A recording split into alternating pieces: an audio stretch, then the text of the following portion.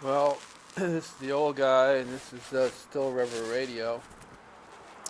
And we're doing our Americana porch sitting again.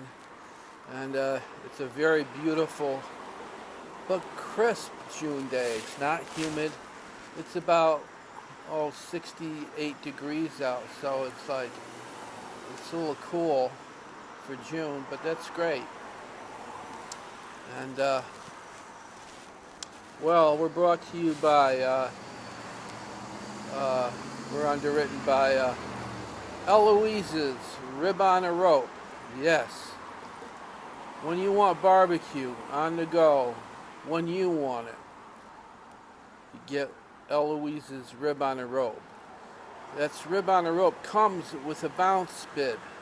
Yes, it says Eloise on it in red cursive lettering. You wear it around your neck, and you can get rib on a rope and hang it around your neck and take a bite whenever you want. They also have ham on a rope, brisket on a rope, beef on a rope, and a favorite of the kids is pork chop on a rope. Well, college is out, and Daryl and Jason Wojaho, they're coming around and back to town, and they're getting phone calls from everywhere. About 3 or 4 years ago, they had this groundhog, woodchuck, and mole removal operation that they just did in the summer, and they got a hold of this used storm drain vacuum truck, and they rigged it up with a high-powered diesel engine, and the vacuum is very powerful. It's a very wide hose, about 8 to 10 inches, and about 30 feet long, goes to the tank, and when they turn it on, that vacuum is extremely powerful.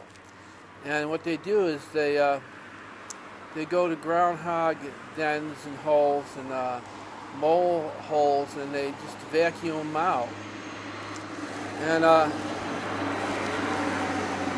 we asked him, how do you know when you got one? He says, oh, well, if you get a good-sized woodchuck, you could hear a real thump against the side of the tank when they get sucked up. And for 2 or 3 years they did that. Then they decided to forget it. They went out of business because it was just too much work. Now they came back, and they're getting phone calls from everywhere, especially from this town outside of Still River on the right, a very well-heeled, well-insulated village of well-heeled, well-insulated people. And these people have grounds crews on their estates and everything, but they don't have the pest control the way they would like it. They don't want chemicals and things. And they heard about the Daryl and Jason's groundhog and the woodchuck and mole removal operation from old ads, and they're calling, and for a while they're just saying, sorry, we're out of business. Then they decided, well, we need the money. We got 1 more year of school to go, and tuition has gone way up. So they went out and they reconditioned the whole truck and everything, and they got it going again. So they're out there vacuuming groundhogs. They've been vacuuming up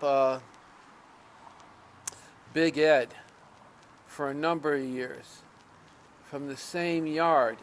And they take them about 20 miles out of town and let them loose. But somehow Big Ed finds his way back to his home. They have a homing instinct, almost like a lost dog finding its way home. And so, they're expecting Big Ed is still around. They don't know. I don't know how long groundhogs and woodchucks live, but Big Ed is big. And so that's the news that isn't from Still River.